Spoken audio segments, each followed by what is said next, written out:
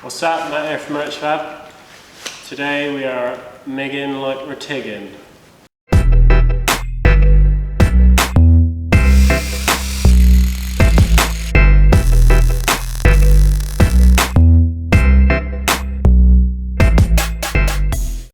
Right, so I'm just going to show you a little technique that will help you to get that stack of dimes sort of look, or that rolling look that you get with TIG welding. There's a few videos that I've watched with people using a technique where they basically run like a lower setting than you would normally use, and then turn the wire feed speed down again, so you get this really small looking burnt in weld, and then you use the same technique that I use to get the overall look, but you get like a really small weld that does actually resemble a TIG weld, but there's not really any point in learning a technique that's going to be a load of shit. So I'm going to show you what I do. I think what most people want is just that, is the look that looks a little bit similar to a TIG weld. Chilly. Right, so here's a piece of scrap angle. So what we are going to do is say this is our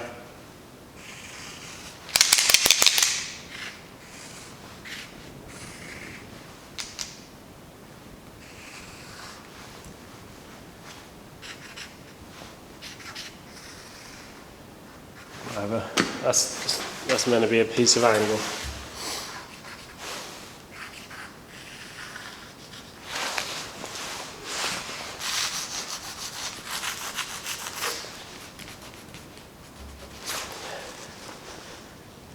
That's that basically. So all you're going to do is you're going to do like a load of joined up E's, one on top of the other.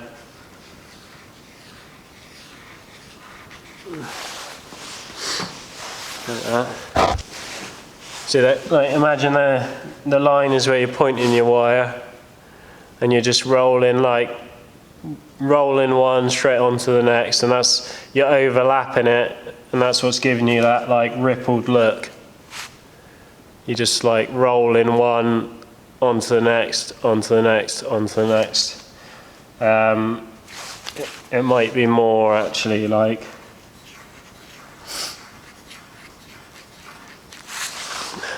might be more like that, closer. That even, you know, obviously that actually looks a little bit like what you're doing. So if you can draw a little wiggly thing like that, you can probably get the result you're looking for. So what I do, which this is something that I do if I'm TIG welding as well, is I find it really helps is to, once you're sort of 3 loops in, or 4, whatever that sort of, however long it took you to get there, you sort of set like a little bit of a beat going in your head. So you do 1, 2, 3, 4. When you're doing those 4, you're like sort of, you're taking note of like the rhythm of each one, and then you like carry on a little like beat in your head, and it sort of makes it easy to do a really long run and keep it all looking really consistent, because you're just going with like a little bit of a beat.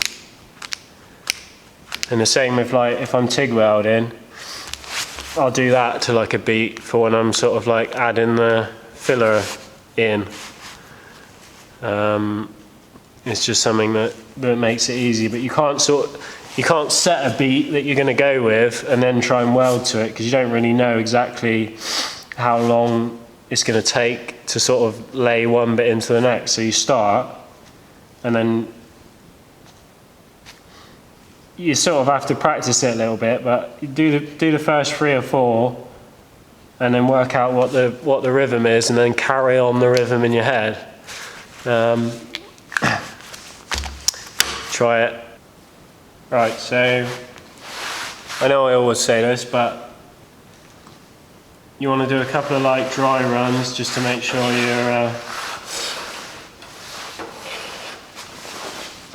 you know where you're going.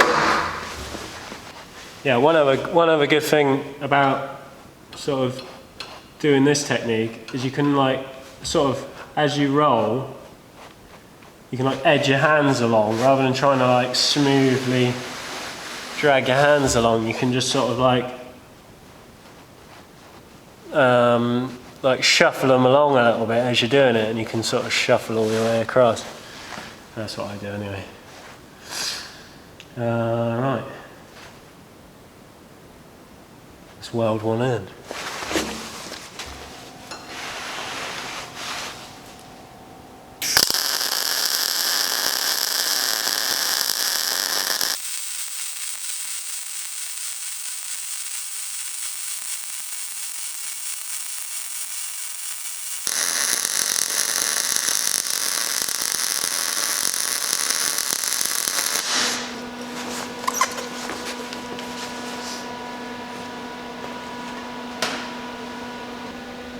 I could have gone a little bit hotter in there.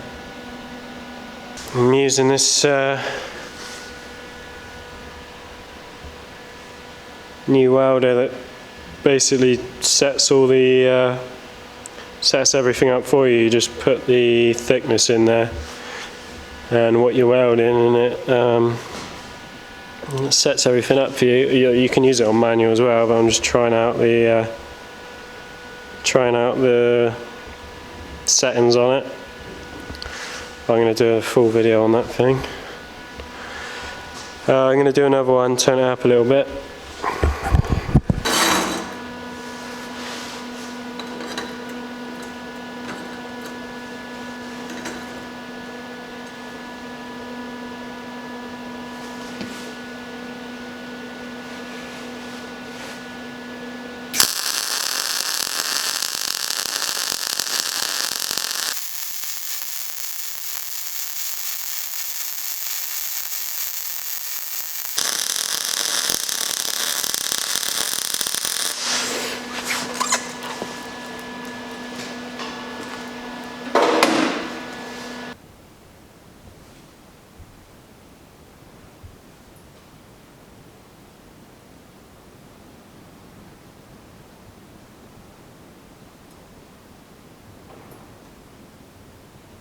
Alright, so there we go.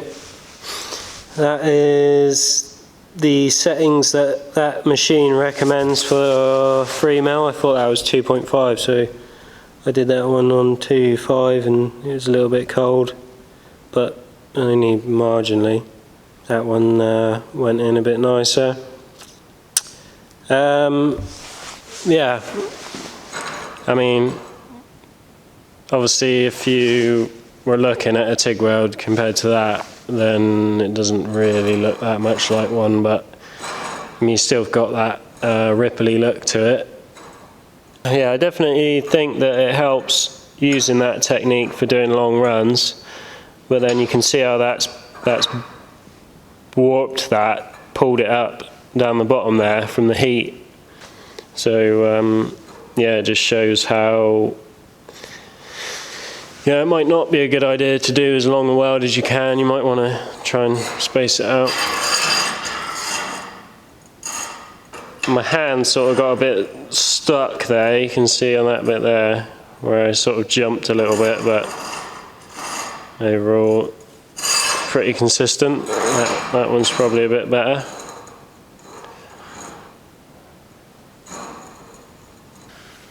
Right, that's it.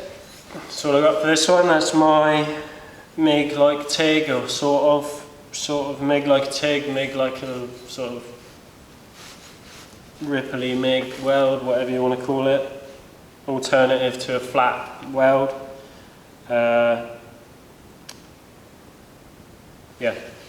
So give it a go. Thanks for watching.